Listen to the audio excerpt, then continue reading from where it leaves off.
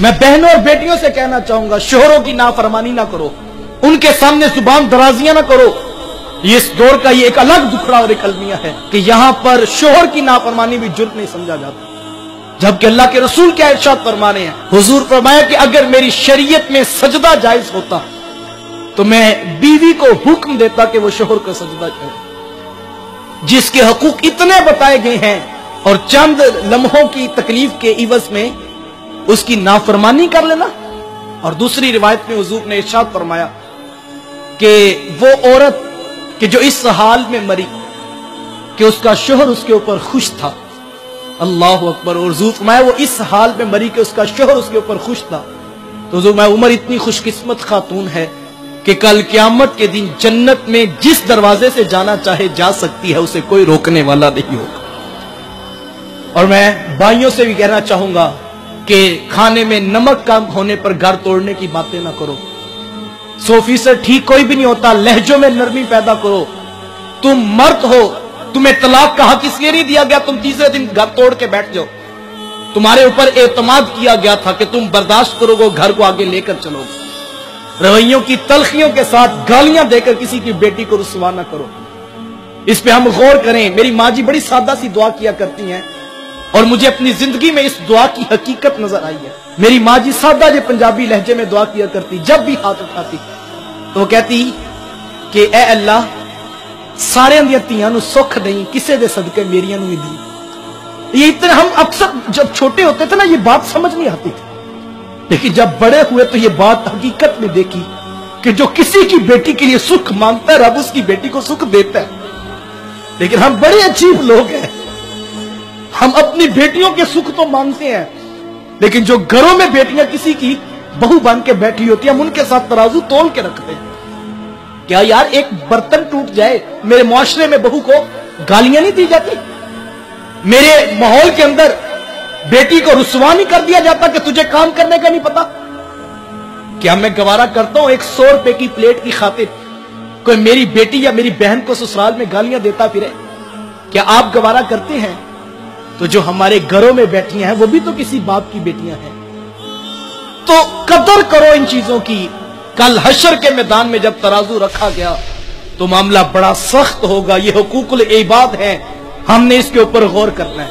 आज जिस बहू के पास सिर्फ बेटियां हो, खानदान में उसको इज्जत भी नहीं दी जाती। हमल में अल्ट्रासाउंड के जरिए पता लग जाए फिर बेटी पैदा होने वाली है तो पूरा खानदान उस बेटी के साथ भी बाइकाट कर देता है।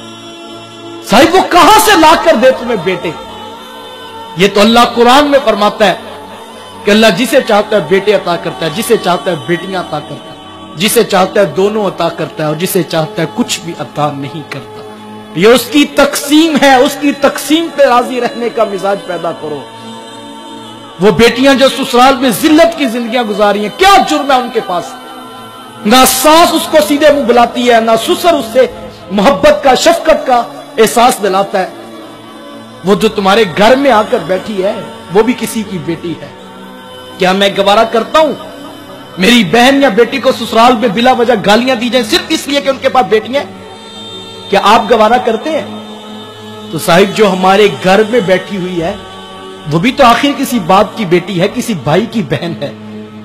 उसके सर पे शफकत का हाथ रखो, उसे भी उतनी मोहब्बत दो जितनी बेटों वाली बहू को देते हो। डरो रब से, उसकी पकड़ से बचो। कल क़यामत के दिन ये सब चीजें तश्त अज़बाब होंगी और सारी कहानियां खुल के सामने आ जाएंगी और उस वक्त का पछतावा कुछ काम नहीं आएगा जब हशर के मैदान में किसी ने गिरेबान आपका पकड़ लिया। मेरे माशरे में तो बड़ी बस में किसी की पगड़ी उछाल देना, इसको तो हम काम ही नहीं समझते हैं, इसको तो हम जुर्म ही ख्याल नहीं करते हैं। ये कितना बड़ा जुर्म, कभी हमने सोचा इस बात पर? अल्लाह के रसूल सल्लल्लाहु अलैहि वसल्लम ने इरशाद फरमाया, हुजूर काबे का तवाफ कर रहे थे तो हुजूर काबातुल्लाह से मुखातिब हुए और हुजूर में ए काबा, तू अल्लाह का घर काबा है, तेरी बड़ी शान व मंजिलत है, तेरा बड़ा मकाम व मर्तबा है कि तू रब का घर काबा है, लेकिन काबा याद रखना मेरे एक उम्मती की इज्जत काबा तेरी इज्जत से ज्यादा कीमती है। क्या ख्याल है जिस उम्मती की इज्जत काबातुल्लाह से अफसल बताई जा रही है और हम बड़ी बज़्म के अंदर उसको रुसवा करके उठ जाए, पगड़ियां उछाल के जुब्बे फाड़ कर हम मुतमईन होकर सो जाए? ہر کسی کو پتہ ہے کون کہاں زیادتی کر رہا ہے. یہ جو زبان ہے، یہ زبان، اس کے لگائے ہوئے زخم ایسے ہیں کہ جو برتے نہیں ہیں. عربی والے شاعر نے کہا تھا کہ تلوار کے زخم تو بر جاتے ہیں لیکن زبان کے لگائے ہوئے زخم نہیں برتے ہیں. اور یہ رشتوں کا تقدس چھوٹی چھوٹی چیزوں پہ پامال نہیں ہونا چاہیے. اللہ کے رسول صلی اللہ علیہ وسلم نے فرمایا کہ رشتوں کو توڑنے والا جنت میں داخل نہیں ہوگا. اور دوسری طرف کیا، ایک طرف تو فرمایا رشتوں کو توڑنے والا جنت میں داخل نہیں ہوگا، اور دوسری طرف فرمایا جو سلو کرنے میں پہل کرے گا میں ضمانت دیتا ہوں وہ جنت میں بھی پہلے جائے گا. توڑنے والا داخل ہی نہیں ہو سکتا اور جوڑنے والا پہلے داخل کیا جائے گا، سلو کرنے والا پہلے داخل کیا جائے گا. یہ حقوق العباد ہے صاحبو، اس کے اندر مجھے اور آپ کو بڑی سخت آزمائش ہے. اچھی بات دوسروں تک پہنچانا صدقہ جاریہ ہے. ویڈیو زیادہ سے زیادہ شیئر کیجیے.